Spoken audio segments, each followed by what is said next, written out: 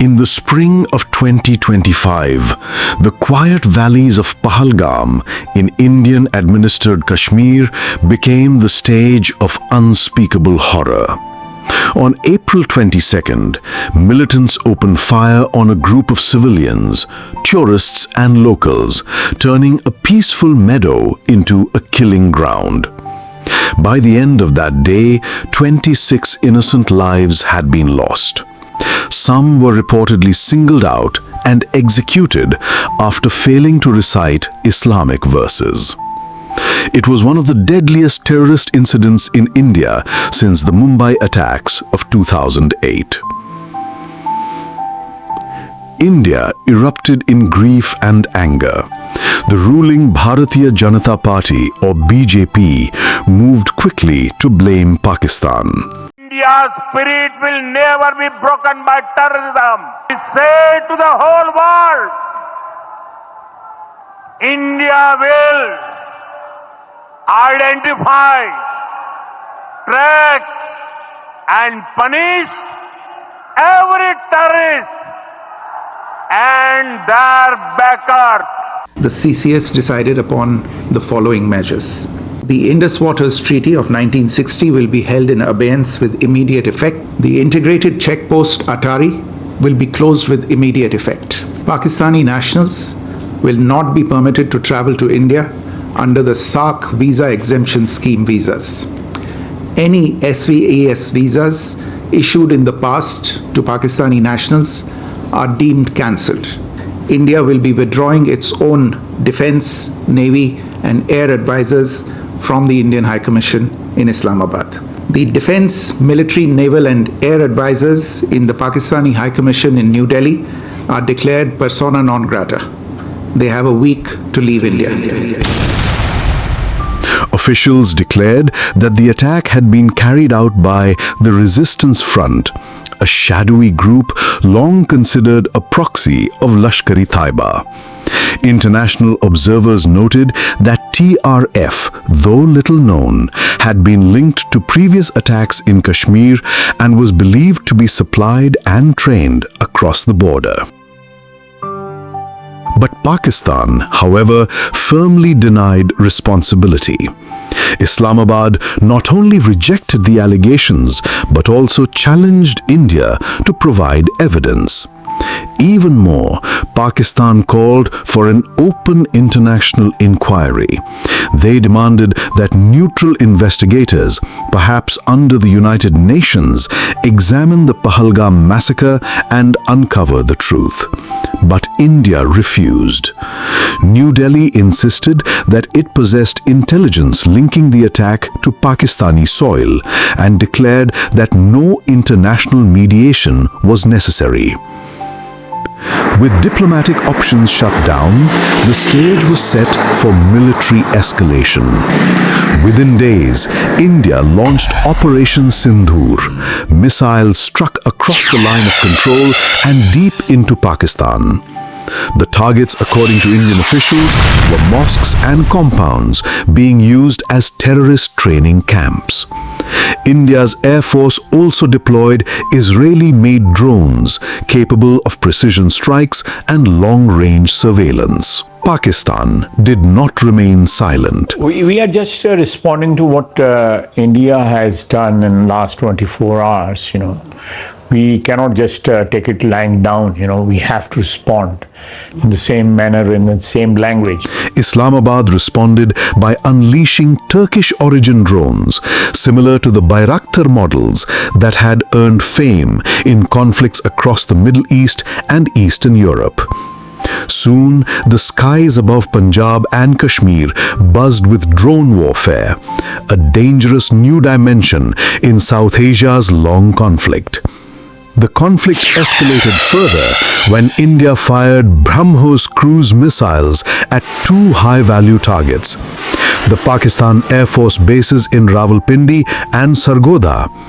These bases, heavily fortified, were central to Pakistan's air defense and nuclear command infrastructure. The strikes rattled Pakistan's leadership and brought the two countries closer than ever before to all-out war. Majority of missiles have been intercepted by the alert air defense system of the Pakistan Armed Forces. The few that have been able to sneak in have not been able to cause any damage to the flying assets of Pakistan Air Force as per the initial damage assessment reports. Pakistan Air Force has electronic signatures of all these missiles, that from where they were initiated and what was targeted. I want to assure the people of Pakistan that your armed forces are vigilant and thwarting. Pakistan retaliated with overwhelming force. In coordinated nighttime raids, Pakistan's Air Force struck at 36 locations across India. Pakistani commanders announced that they had damaged two of India's advanced S-400 missile defense systems and, more explosively, claimed to have shot down 6 Indian fighter jets, including Rafales, Mirage 2000s and Su-30 MKIs. For Pakistan, it was a moment of triumph. For India, it was a devastating blow. As the conflict raged, the world watched with growing fear. We very much appeal to both the governments of Pakistan and the government of India to exercise maximum restraint and to ensure that the situation and the developments we've seen do not deteriorate any further. Any issues between Pakistan and India, we believe can be and should be resolved peacefully through meaningful mutual engagement. Two nuclear-armed neighbors were exchanging missile and drone strikes across one of the most volatile borders on Earth. International airlines diverted their routes to avoid South Asian skies. For the first time in decades, the threat of nuclear escalation between India and Pakistan felt real. And then, suddenly, the war stopped.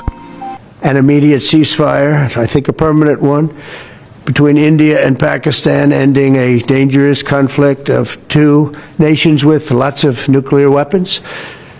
And they were going at it hot and heavy, and it was seemingly not going to stop.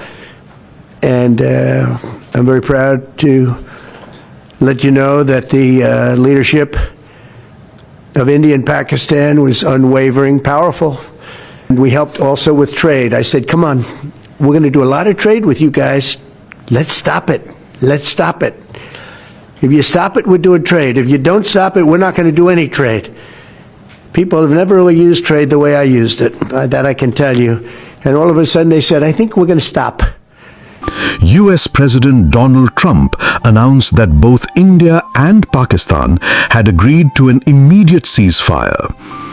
The ceasefire was arranged through DGMO-level talks, Directors General of Military Operations from both sides speaking under American pressure. But in India, this announcement sparked outrage. The Congress party accused the BJP government of weakness. Critics in the press argued that India had effectively run to Washington for help. The image of India as a rising regional superpower was suddenly tarnished. If India truly had the upper hand, asked opposition leaders, why had it accepted a ceasefire dictated by Washington? Meanwhile, Indian media descended into chaos. During the war itself, many outlets had transformed into cheerleaders for the government.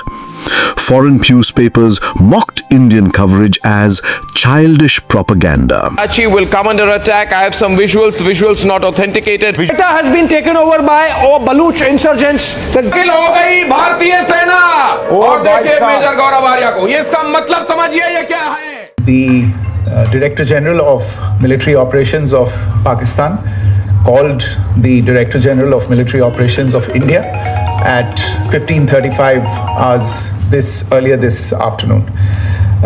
It was agreed between them that both sides would stop all firing and military action on land and in the air and sea with effect from 1700 hours Indian Standard Time today. Once the dust of war settled, attention shifted back to politics. In July, India's monsoon session of Parliament convened in New Delhi. The Congress party seized the moment. Rahul Gandhi and other opposition leaders grilled the government relentlessly. That I am sad to say that you have destroyed the single biggest, most important goal of Indian foreign policy. China and Pakistan are fused like this. Freedom of maneuver, meaning freedom to the Air Force. Now listen to this quote very carefully. Captain Shiv Kumar, he says, I may not agree with him that India lost so many aircraft, but I do agree that we did lose some aircraft. And that happened only because,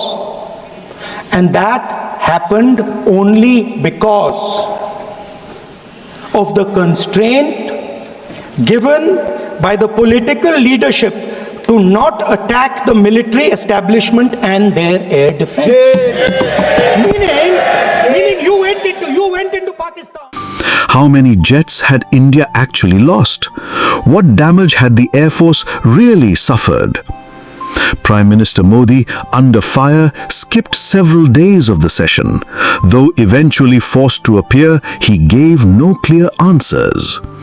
Then came Home Minister Amit Shah. Rising in Parliament, he declared that the terrorists behind the Pahalgam massacre had been hunted down and killed in Operation Mahadev. But rather than reassurance, the statement created fresh controversy.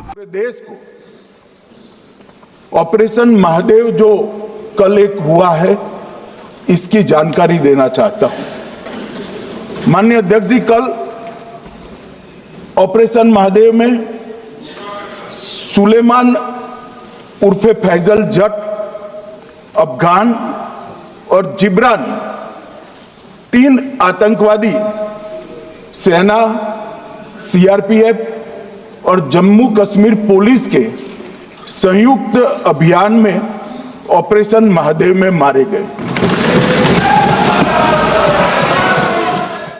Many saw it as a distraction tactic, a way to shift focus away from unanswered questions about India's military losses. Finally, on August 9th, India's Air Chief Marshal Amarpreet Singh made his move. At a press conference, he announced that Indian Air Force had shot down 6 Pakistani aircraft during the conflict. According to him, these included 5 fighter jets and a surveillance plane destroyed with the help of India's S-400 systems. But few were convinced. Then, of course, runway at Sargodha and Rahimia Khan. 3 hangars that we attacked. One was, of course, Sukur, the UAV hangar, the Bholari hangar of AEWNC, and Jacobabad, the F-16 hangar.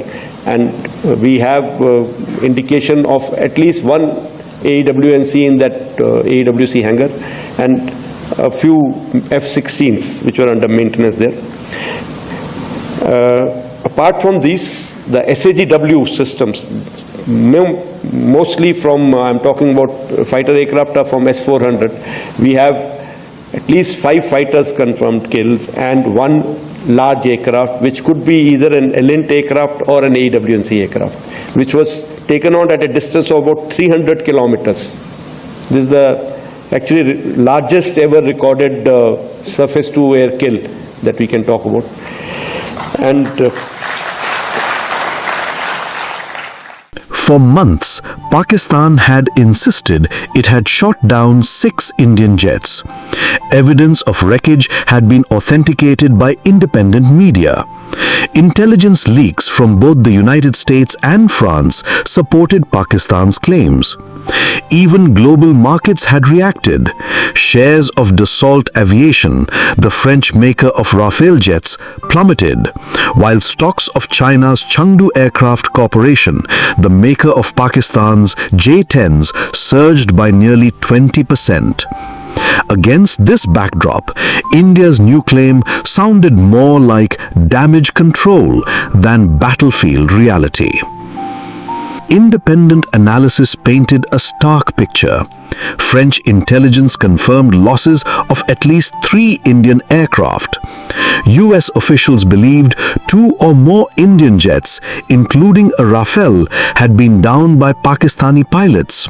By contrast, India's claim of 6 Pakistani aircraft destroyed has yet to be substantiated with verifiable evidence. No wreckage, no satellite imagery, no independent confirmation. To many observers, it was a narrative designed to reassure the domestic audience rather than a factual account of the conflict.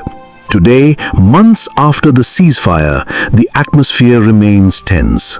Both armies remain on high alert. The BJP insists that Operation Sindoor is still ongoing, but analysts argue that India suffered more than in those 4 days of May than the government is willing to admit. For Pakistan, the conflict has been portrayed as proof of military resilience and growing confidence in its Chinese and Turkish-supplied technology. For India, it has raised uncomfortable questions about leadership, accountability, and credibility.